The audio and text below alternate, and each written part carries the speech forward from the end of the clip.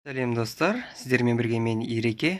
Бүгін сіздермен біз велосипед жөндейміз. Велосипед жөндегенде велосипедтің мынандай дөңгелегі мінекей ортасы кет қапты. Қазір сіздерге көрсетейін. Ортасы кет қапты. Оның орнына біз мынандай жаңадан втулка қоямыз. Бұл втулканың ерекшелігі сыртын бәрі корпусы алюминийден жасалған. Сонымен қатар мынаның ішінде промподшипник салынған екен. Бүгін осы втулканы мына дискіге саламыз.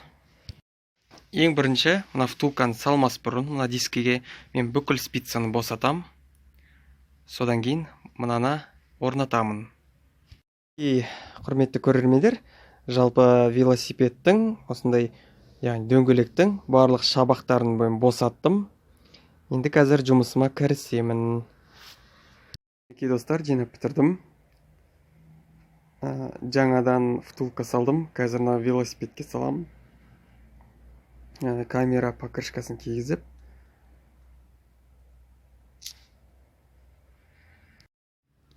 Мінекей достар, жаңа втулканы қойдым. Жұмыс сонымен аяқталды. Қазір көрейік бұлай. Так, маған қазір ыңғайсыз болып тұр.